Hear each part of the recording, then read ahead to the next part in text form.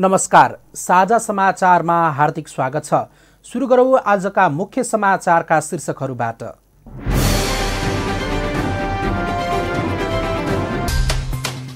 पूर्व प्रधानमन्त्री एवं एमाले अध्यक्ष ओलीद्वारा माधव नेपाल समूहलाई माफी दिने घोषणा। वरिष्ठ नेता नेपालद्वारा पार्टीमा अपमान सहेर नबस्ने चेतावनी। कोरोनाको तेस्रो लहर आउन सक्ने भन्दै स्वास्थ्य मन्त्रालयले दियो चेतावनी। पछिल्लो 24 घण्टामा नेपालमा कोरोनाका कारण 24 जनाको मृत्यु।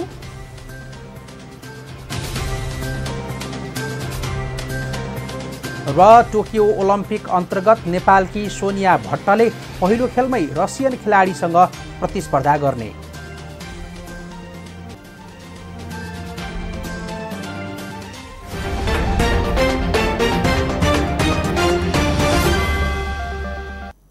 अब समाचार विस्तारमा। पूर्व प्रधानमन्त्री तथा नेकपा एमालेका अध्यक्ष केपी शर्मा ओलीले एमालेका वरिष्ठ नेता माधव नेपाल सहित फ्लोर क्रस गर्ने पार्टीका नेता सांसदहरूलाई अक्षम्य अपराध गरेको आरोप लगाउँदै तर अहिलेका लागि भने आम माफी दिने बताउनु भएको छ। पुष्पलाल स्मृति दिवसको अवसरमा बिहिबार काठमाडौँमा आयोजित कार्यक्रममा बोल्दै अध्यक्ष ओलीले भन्नुभयो, बाटो बिराएर भड्किएका साथीहरूलाई एकपटकका लागि पुष्पलाललाई सम्झिएर आग्रह गर्न चाहन्छु कि सबै मतभेद बिर्सिएर सबै कारबाही फुकुवा गर्छु। झन्डै 1 घण्टा लामो सम्बोधन गर्नुभएका ओलीले एमालेलाई कसैले रोक्न नसक्ने बताउनुभयो।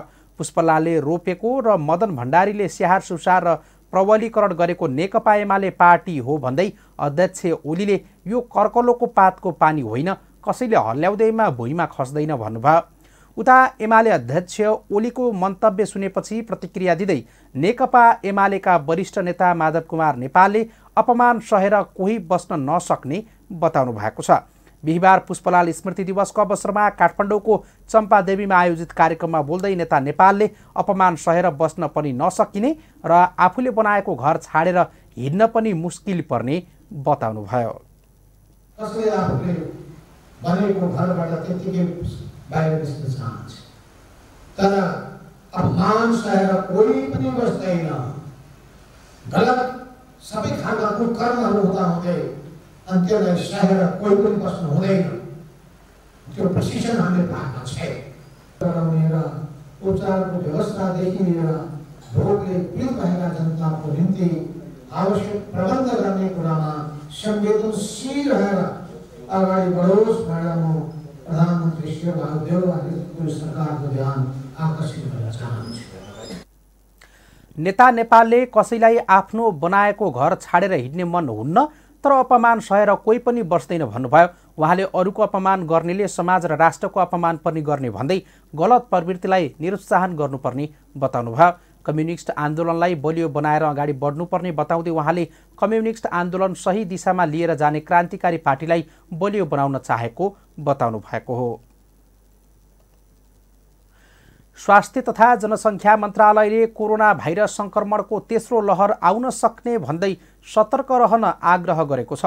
मन्त्रालयका सहप्रवक्ता डाक्टर समीर कुमार अधिकारीले बिहिबार विज्ञप्ति जारी गर्दै निषेधाज्ञा खुकुलो भएसँगै सङ्क्रमण दर फेरि बढ्दो देखिएकाले तेस्रो लहर आउन सक्ने चेतावनी दिनुभएको हो। तेस्रो लहर आउन सक्ने भएकाले सबै स्वास्थ्य संस्थालाई अक्सिजन शैय्या लगायत पूर्वाधार तयारी अवस्थामा राख्न अनुरोध गरिएको छ। मन्त्रालयबाट तेस्रो लहर आएमा भयावह स्थिति नआओस् भन्नका लागि सबै स्वास्थ्य संस्थालाई तयारी अवस्थामा राख्न अनुरोध गरिएको अधिकारीले बताउनुभयो। त्यस्तै गरी सबै अस्पताललाई अक्सिजन भर्न र शैय्या तयारी अवस्थामा राख्न निर्देशन दिएको डाक्टर अधिकारीले बताउनुभयो। उहाँले तेस्रो लहरले बालबालिकालाई बढी प्रभाव पार्ने भएकाले बालबालिकाका लागि सघन उपचार कक्ष आइसियु र भेन्टिलेटर तयारी अवस्थामा राख्न निर्देशन दिएको बताउनुभयो। यसैगरी स्वास्थ्य तथा जनसङ्ख्या मन्त्रालयका अनुसार पछिल्लो 24 घण्टामा देशभर थप 2714 जनामा कोरोना भाइरस सङ्क्रमण पुष्टि भएको छ। एन्टिजेन विधिबाट 559 र पिसिआर विधिबाट 1855 गरी कुल 2714 जनामा सङ्क्रमण पुष्टि भएको स्वास्थ्य तथा जनसङ्ख्या मन्त्रालयले बिहिबार जानकारी दिएको हो। सोही अवधिमा 24 जनाको सङ्क्रमणबाट मृत्यु भएको छ भने 1288 जना निको भएका छन्। यससँगै देशभर कोरोना सङ्क्रमितको कुल सङ्ख्या पिसिआरबाट 6,74,000 727 र एन्टिजेन विधिबाट 52,443 जना पुगेको छ भने निको हुनेको सङ्ख्या 6,37,690 पुगेको छ। गुल्मीको सदरमुकाम तमघासका खाद्य पसलहरूमा 20 रुपियाँ पर्ने आयोडिन नुन 25 रुपियाँमा बिक्री वितरण हुँदै आएको खुलेको छ। घरेलु तथा साना उद्योग विकास समिति गुल्मीको अगुवाईमा तमघासका पसलहरूमा अनुगमन गर्दा आयोडिन नुनको प्याकेटमा एमआरपी मूल्य 20 रुपियाँ उल्लेख रहे पनि 25 रुपियाँमा बिक्री वितरण हुँदै आएको पाइएको हो। यस्तै भाडा पसल भनेर दर्ता गरे पनि व्यवसायीले हार्डवेयरका सामानहरू पनि राखेर बिक्री वितरण गर्दै आएको पाइएको छ। तमघासको श्रीकृष्ण भाडा पसलमा हार्डवेयरका सामानहरू, काँटी, किला र रङरोगनका सामानहरू बिक्री वितरण गर्दै आएको पाइएको हो। तमघासका पसलहरूमा मूल्य सूची नराख्ने, एउटै पसलमा खाद्य सामग्री, फलफुल, दूध, दही लगायतका सामानहरू राखेर बिक्री वितरण गर्दै आएको र दर्ता नै नगरी पसल सञ्चालन गरेको समेत अनुगमनका क्रममा पाइएको हो। खाद्य सामग्रीको मूल्य पसल अनुसार फरक फरक पाइएको गुनासो आएपछि बजार अनुगमन गरिएको कार्यालयले जनाएको छ। यस्तै मोबाइल सर्भिस सेन्टरले मोबाइल मर्मत गर्ने गरी दर्ता गरे पनि मोबाइलका सेटहरू पनि बिक्री वितरण गर्दै आएको पाइएको छ। सदरमुकाम तमघासमा रहेको कल्पना मोबाइल सर्भिस सेन्टरले मोबाइल मर्मत गर्ने दर्तामा उल्लेख छ, तर त्यहाँ नयाँ मोबाइलका सेटहरू पनि बिक्री वितरण गर्दै आएको पाइएको छ। यता गुल्मी उद्योग वाणिज्य सङ्घका महासचिव ताराप्रसाद भुषालले आयोडिन नुन भैरहवामै होलसेल मूल्य 20 रुपियाँ पर्ने बताउनु भएको छ। लागु औषध, ओसार पसार र दुर्व्यसनमा संलग्नहरूले अनेक उपाय प्रयोग गरी लागु पदार्थ बिक्री वितरण गर्ने गरेको सुन्ने गरिन्छ। दाङको तुलसीपुरमा भने मास्कभित्र लुकाएर ल्याउँदै गरेको प्रतिबन्धित लागु औषध ब्राउन सुगरसहित 2 किशोर पक्राउ परेका छन्। तुलसीपुर उपमहानगरपालिका वडा नम्बर 1 पैया खोरेका 18 वर्षीय प्रकाश विक र तुलसीपुर 5 का 14 वर्षीय किरण विक पक्राउ परेका हुन्। बाँकेको नेपालगञ्जबाट तुलसीपुरतर्फ आउँदै गरेको रा 5 प 8515 नम्बरको मोटरसाइकलमा सवार उनीहरू चेक जाँचका क्रममा तुलसीपुर 13 दमार गाउँबाट बुधबार बेलुका पक्राउ परेका हुन्। प्रकाशले चलाएको मोटरसाइकलको पछाडि सवार किरणले आफूले लगाएको मास्कभित्र लुकाई छिपाई राखेको अवस्थामा 3 पुरियाको 2 ग्राम लागु औषध ब्राउन सुगर बरामद भएको जिल्ला प्रहरी प्रवक्ता डिएसपी मुकुन्द प्रसाद रिजालले जानकारी दिनुभयो। जिल्ला प्रहरी कार्यालय घोराई र इलाका प्रहरी कार्यालय तुलसीपुरबाट खटिएको सादा पोसाकका प्रहरीले उनीहरूलाई बुधबार बेलुका 5:30 साढे 6 बजेतिर पक्राउ गरेको जनाइएको छ। रिपोर्टसँगै समाचारको सिलसिला अझै जारी छ। पालो विश्रामको।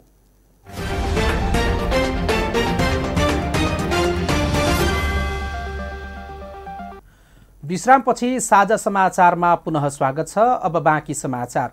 नेपाल राष्ट्र बैंक सहित 15 बैंकका बैंकिङ सिस्टम ह्याक गर्ने चेतावनी आएको छ। बुधबार साँझ राष्ट्र बैंकका प्रवक्ता, सहप्रवक्ता तथा विभिन्न बैंकका उच्च अधिकारीहरूलाई चेतावनीपूर्ण इमेल आएको बताइएको छ। बुधबार साँझ इमेल आए तापनि बिहिबार बिहानै सिस्टम ह्याक गरी रकम निकाल्ने म्यासेज आएको राष्ट्र बैंकको बैंक तथा वित्तीय संस्था नियमन विभागका प्रमुख एवं प्रवक्ता देवकुमार ढकालले जानकारी दिनुभयो। उहाँका अनुसार आफूलाई ह्याकर बताउने समूहले राष्ट्र बैंक सहित 15 वाणिज्य बैंकको सिस्टम ह्याक गरी रकम निकाल्ने म्यासेज भाइबर र म्यासेन्जरमा प्राप्त भएको थियो। ढकालले भाइबर र म्यासेन्जरमा यस्तो म्यासेज प्राप्त भएपछि नेपाल राष्ट्र बैंक र बैंकहरूको सिस्टम चेक गरेको, तर सिस्टम सुरक्षित छ भन्दै ह्याक नभएको बताउनुभयो। उहाँका अनुसार इमेल र कल गर्ने व्यक्तिको विषयमा थप अनुसन्धान भइरहेको छ, तर कसले त्यस्तो म्यासेज पठाएको हो भन्ने विषयमा हालसम्म केही खुलेको छैन। कसैले धम्क्याउने प्रयोजनका लागि पनि उक्त इमेल र फोन गरेको हुन सक्ने आशंका गरिएको बैंकका अधिकारीहरूको भनाइ छ। रूपन्देहीको सैनामैना नगरपालिकाले नेपाली राजनैतिक आकाशमा 2 महान नेता बीपी र पुष्पलालको स्मृति दिवस वृक्षारोपण गरेर मनाइएको छ। एक दिनको फरकमा पर्ने 2 नेताको स्मृति दिवस एउटै प्रकृतिको कार्यक्रम गरेर मनाउनुले सैनामैना नगरपालिका दुवै नेताहरूप्रति बराबर सद्भाव र उत्तिकै सम्मान दिन्छ भन्ने स्पष्ट भएको छ। एक रिपोर्ट। बुधबार बीपीको 39औं स्मृति दिवसमा सैनामैना 10 पानबारीमा वृक्षरोपण गरेको सैनामैना नगरपालिकाले बिहीबार पुष्पलालको स्मृति दिवसमा पनि वृक्षरोपण गरेको छ। वृक्षरोपण कार्यक्रमलाई सम्बोधन गर्दै प्रमुख अतिथि नेकपा एमाले लुम्बिनी प्रदेश सभाका प्रमुख सचेतक भूमेश्वर ढकालले नेपालको राजनीतिक आकाशमा बीपी र पुष्पलाल फरक फरक पार्टीको प्रतिनिधित्व गरे पनि सारमा प्रजातन्त्रकै खातिर योगदान दिएको धारणा राख्नुभयो। नेपालमा एउटा सबै जनताको निम्ति जनताले पाउने सुविधाको निम्ति जनताका सबै अधिकार प्राप्तिको निम्ति उहाँहरूले जुन पुरा हुन् भन्ने जुन सपना देख्नुभएको थियो त्यो सपना अहिले पनि पुरा भएको छैन। अहिले पनि ती सपनाहरू बाँकी नै छन्। आज पनि हामीले गणतन्त्रलाई अझै संस्थागत गर्ने कुरा थुप्रै बाँकी छन्। यो सन्दर्भमा आजको दिनबाट हामीले सिक्नुपर्ने कुरा के हो भने दलहरूको बीचको एकता, दलहरूको बीचको आपसी सम्बन्धलाई अझै समुद्र बनाएर जाने कुरा नै आजको दिनबाट सिक्नुपर्छ जस्तो मलाई लागेको छ। ढकालले सैनामैना नगरपालिकाले एक दिनको फरकमा पर्ने नेपालका दुई ठूला नेताको स्मृति दिवसमा वृक्षरोपण गरेर उच्च राजनीतिक संस्कार र भावना प्रदर्शन गरेकोमा प्रशंसा गर्नुभयो। प्रमुख सचेतक ढकालले दलहरूबीच पछिल्लो समय वाद विवाद र कोलाहल बढ्दै गएको अवस्थामा सैनामैना नगरपालिकाले फरक विचार र पार्टीका आस्था राख्ने नेताहरूलाई जसरी सम्मान गरेको छ अन्यत्र यस्तै राजनीतिक संस्कार देख्न नपाइने उल्लेख गर्नुभयो। तर सैनामैनाले जुन राम्रो कामको सुरुवात गरेको छ यसले पार्टीहरू बीचको एकतालाई अझै खदिलो बनाउने कुरा, पार्टीहरू बीचमा अझै हार्दिक एकता कायम गर्ने कुरा, यहाँको समग्र विकास निर्माणमा दलहरूको बीचमा एकता कायम गरेर विकासमा एकताका साथ अगाडि बढ्ने जुन एउटा प्रयत्न स्वरूप यो कार्यक्रमलाई अगाडि बढाएको छ। म सबैभन्दा पहिला सैनामैना नगरपालिका, यसका नगर प्रमुख लगायत उपप्रमुख सबैलाई म हार्दिक धन्यवाद पनि दिन चाहन्छु। सैनामैना नगरपालिकाका प्रमुख चित्रबहादुर कार्कीले प्रत्येक साउनको 6 र 7 गते पर्ने बीपी र पुष्पलालको स्मृति दिवसलाई नगरपालिकाले फरक शैली र अभ्यासबाट मनाउने परम्परा थालेको बताउनुभयो। नगर प्रमुख कार्कीले वृक्षरोपण गरेर चुरे क्षेत्रको संरक्षण गर्न सकिए मात्र पनि नेपालले वातावरणीय क्षेत्रमा प्रगति गरेको ठहरिने भन्दै वृक्षरोपणले वन संरक्षणमा लाग्न सबैलाई प्रेरणा मिल्ने विश्वास व्यक्त गर्नुभयो। नेपालको कम्युनिस्ट आन्दोलन, नेपालमा पहिलोचोटि कम्युनिस्ट पार्टी गठन गर्ने श्रेय पुष्पलाललाई जान्छ। पुष्पलालले सधैँ बहुमतको निर्णयलाई सधैँ शिरोधार्य गर्नुभएको थियो। पुष्पलालले आफ्नो धारणा र विचार महाधिवेशनमा मात्रै राख्ने गर्नुभएको थियो। पुष्पलालले फुटपाथको उहाँले महाधिवेशनको दिनै पार्टी प्रमुख हुने जुन फुटपाथको उहाँले विरोध गर्नुभएको थियो। पुष्पलालले आफू अल्पमतमा पर्दा पार्टीको निर्णय पालना गरी एउटा सच्चरित्र प्रदर्शन गर्नुभएको थियो, एउटा असल राजनीतिक चरित्र प्रदर्शन गर्नुभएको थियो। बुधबार र बिहीबार गरी आँप, लिची, अमला र कपुर गरी 2000 बिरुवा रोपिएको छ। वृक्षरोपणसँगै बीपी र पुष्पलालको स्मृतिमा आयोजना भएका कार्यक्रम समापन भएको छ। कार्यक्रम समापन भए पनि सैनामैना नगरपालिकाले सुरुवात गरेको नयाँ अभियानलाई भने आगामी दिनमा पनि निरन्तरता दिनुपर्दछ। जुन पार्टीको प्रतिनिधित्व निर्वाचन भएर आए पनि फरक राजनीतिक आस्था र विचारलाई सम्मान गर्नु उच्च राजनीतिक आदर्श हो। नगर प्रमुख चित्रबहादुर कार्कीले देखाएको यो आदर्श र प्रेरणाको अनुसरण अब आउने जनप्रतिनिधिले पनि गर्नु जरुरी रहेको छ। साझा टेलिभिजनका लागि ब्युरोको रिपोर्ट पछि अब बाँकी समाचार। बाँकेमा कोभिड संक्रमणको उच्च जोखिममा देखिएका स्थानीय तहमै कोभिड विरुद्धको खोप कार्यक्रममा लक्ष्यअनुसारको सहभागिता शून्य हुन थालेको छ। जिल्ला कोभिड-19 सङ्कट व्यवस्थापन केन्द्र बाँकेका सम्पर्क व्यक्ति तेज ओलीका अनुसार जिल्लाको नरिनापुर गाउँपालिकामा कोभिड विरुद्धको खोप कार्यक्रममा लक्षित समुदायको सहभागिता अत्यन्त न्यून छ। अन्य स्थानीय तहमा लक्ष्यको 100% नै सफलता प्राप्त हुँदा केही दिन अघि सञ्चालित खोप कार्यक्रममा नरिनापुरमा 34%ले मात्रै खोप लगाएका छन्। नरिनापुर, बैजनाथ, डुडुवा र राप्ती सोनारीमा साउन 3, 4 र 5 गते 55 वर्ष उमेर पुरा भएका शिक्षक तथा यातायात कर्मी र यसअघि खोप लगाउने वर्गमा परेर छुटेकालाई कोभिड विरुद्धको खोप लगाइएको छ। बैजनाथमा 100% र राप्ती सोनारीमा 91%ले खोप लगाएको जनाइएको छ।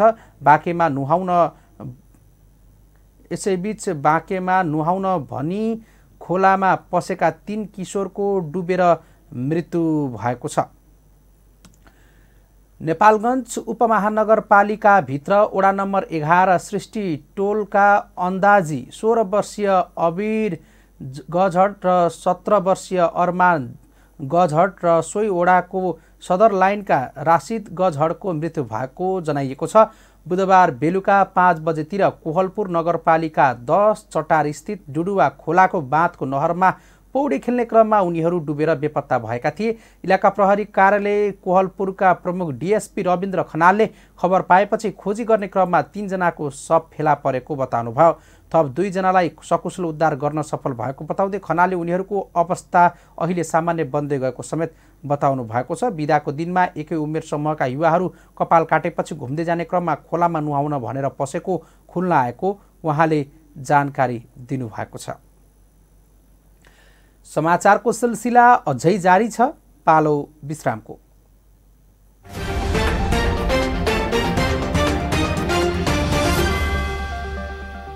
विश्रामपछि साझा समाचारमा पुनः स्वागत छ। अब बाँकी समाचार। रूपन्देहीको बेलबास बेथरै सडक दक्षिणतर्फ पनि थप विस्तार हुने भएको छ। निर्माणाधीन यो सडक 4 लेनमा विस्तार गर्ने काम जारी छ। 4 लेनको यो सडक अब बेथरीदेखि 10 किलोमिटर दक्षिणतर्फ निर्माण गर्ने गरी डिपिआर तयार भएको छ। बेथरीबाट दक्षिण 10 किलोमिटर सडकको लागि डिपिआर तयार भएको र 5 किलोमिटर सडक विस्तारको काम सुरु भइसकेको सडक पूर्वाधार विकास कार्यालय रूपन्देहीका सिनियर डिभिजन इन्जिनियर ललित बहादुर नेउपानेले बताउनुभयो। 5 किलोमिटरको पनि ठेक्का भएर काम सुरु भइसकेको छ। बाँकी 5 किलोमिटरको डिपिआर मात्र भएको छ, तर छिट्टै ठेक्का हुन पनि सक्छ उहाँले भन्नुभयो। बेथरीबाट दक्षिणतर्फ 10 किलोमिटर सडक विस्तारको कुल लागत 42 करोड रुपियाँ रहेको छ। 5 किलोमिटरको सडक विस्तारको लागि 26 करोडमा ठेक्का सम्झौता भएको छ। सम्झौता भएको 28 महिनामा निर्माण व्यवसायीले काम सक्नुपर्ने इन्जिनियर नेउपानेले बताउनुभयो। बेथरीबाट दक्षिण भारतको सिमानासम्म 17 किलोमिटर दूरी पर्दछ। त्यसमध्ये कोटियामाई गाउँपालिकाको रामनगर चौराहासम्म 10 किलोमिटर सडक मात्र 4 लेनमा विस्तार गर्ने योजना बनेको हो। बाँकी 7 किलोमिटर सडक डबल लेनको मात्र बन्नेछ। जिल्लाको पूर्वी भेग रामपुरमा रहेको इलाका प्रशासन कार्यालय 3 महिनादेखि प्रमुख विहीन बनेको छ। 2077 साल चैत्र महिनाको दोस्रो सातादेखि नै इलाका प्रशासन कार्यालय रामपुर प्रमुख विहीन बनेको हो। कार्यालय प्रमुख नभएपछि कार्यालयले दिँदै आएको नागरिकता द्रुत राहदानी सेवा, विभिन्न किसिमका सिफारिस तथा प्रमाणितको काम रोकिएको छ। गत चैत्र 16 गते कार्यालय प्रमुखको सरुवा भएपछि इलाका प्रशासन कार्यालयले दिने अधिकांश सेवा बन्द भएको सेवाग्राहीको भनाइ छ। सदरमुकाम तानसेनदेखि 65 किलोमिटर पूर्वको रामपुरमा रहेको इलाका प्रशासन कार्यालय प्रमुख विहीन हुँदा सेवाग्राही 3 दिन लगाएर सदरमुकाम तानसेनसम्म जान बाध्य भएका छन्। वर्षातको समयमा सदरमुकाम पुग्न र काम गरेर फर्किन 3 दिन लाग्ने गरेको गाडाकोटकी सविता मगरले गुनासो गर्नुभयो। पाल्पाका प्रमुख जिल्ला अधिकारी योगेन्द्र प्रसाद पाण्डेले निषेधाज्ञाका कारण कार्यालयबाट काम गर्न नसकिएको र अब छिट्टै कर्मचारी व्यवस्थापन गर्ने बताउनुभयो। नेपाल संस्कृति विश्वविद्यालयले क्याम्पसहरूमा स्मार्ट कक्षा तयार गरेको छ। कोभिड संक्रमणका कारण कक्षा बन्द भएपछि प्रविधिको उपयोग गर्दै स्मार्ट कक्षा तयार गरिएको हो। विश्वविद्यालयका उपकुलपति प्राध्यापक डाक्टर यादव प्रकाश लामिछानेका अनुसार कोरोना संक्रमण बढ्दै गएपछि कक्षा सञ्चालनका लागि स्मार्ट कक्षाको अवधारणा अघि सारिएको थियो। उपकुलपति लामिछानेका अनुसार पहिलो चरणमा परीक्षण कालका रूपमा जनता विद्यापीठ बिजौरी, पिण्डेश्वर विद्यापीठ धरान र वाल्मीकि विद्यापीठ काठमाडौँमा स्मार्ट कक्षाका लागि बजेट पठाइएको छ। जनता विद्यापीठ बिजौरीमा परीक्षणका रूपमा र पिण्डेश्वर विद्यापीठमा स्मार्ट कक्षाबाट कक्षा सञ्चालनमा ल्याइएको छ। वाल्मीकि विद्यापीठ काठमाडौँमा भने कक्षा तयार पार्नका लागि भर्खरै टेन्डर गरिएको छ। उपकुलपति लामिछानेले संस्कृत विश्वविद्यालयले प्रविधिको उपयोगमा आफूलाई उभ्याउने एउटा उदाहरणीय कार्य भएको बताउनुभयो। साझा समाचारमा अब पालो अन्तर्राष्ट्रिय समाचारको।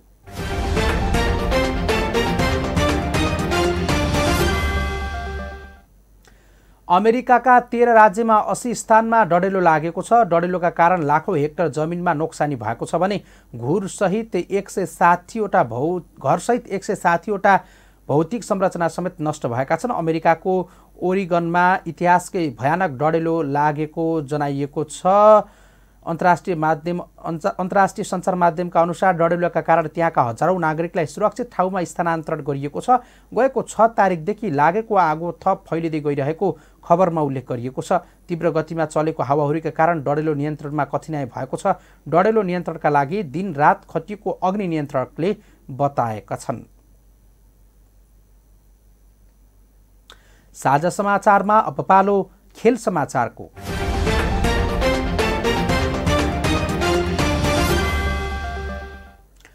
टोकियो ओलम्पिक अन्तर्गत नेपालकी जुडो खेलाडी सोनिया भट्टले पहिलो खेलमा रसियन खेलाडीसँग प्रतिस्पर्धा गर्ने भएकी छन्। टोकियो 2020 को उद्घाटनको भोलिपल्टदेखि नेपाली खेलाडीले प्रतिस्पर्धा सुरु गर्ने बताइएको छ, जसमा जुलाई 24 अर्थात् आगामी शनिबार नेपालकी सोनियाले पहिलो चरणमा रसियन खेलाडी डोल्गाभा इरिनासँग प्रतिस्पर्धा गर्ने भएकी हुन्। बिहिबार सार्वजनिक भएको खेल तालिका अनुसार महिला 48 केजी तौल समूहमा सोनियाले इरिनासँग खेल्ने भएकी हुन्। डोपिङ प्रकरणमा परेपछि रुसले यसपटक राष्ट्रको नाममा सहभागी नभई रुस ओलम्पिक कमिटीको रूपमा प्रतिस्पर्धा गर्दैछ। रुसको ओलम्पिकको झण्डा मुनि रहेर रुसका खेलाडीले प्रतिस्पर्धा गर्दैछन्। यिनै समाचारसँगै हामी साझा समाचारको अन्त्यमा आइसकेका छौँ। अन्त्यमा मुख्य समाचारका शीर्षकहरू पुनः एकपटक।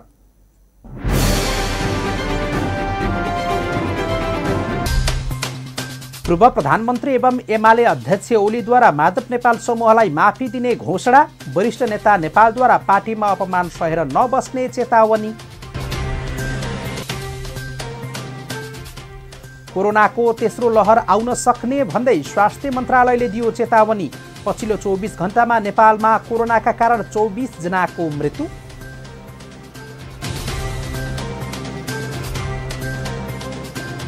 र टोकियो ओलम्पिक अन्तर्गत नेपालकी सोनिया भट्टले पहिलो खेलमै रसियन खेलाडीसँग प्रतिस्पर्धा गर्ने।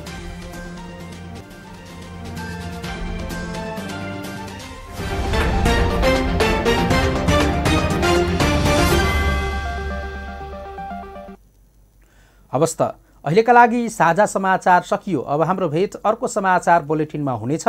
शान्ति र विकासका लागि तपाईँ हाम्रो एउटै भिजन साझा टेलिभिजन हेर्दै गर्नुहोस्।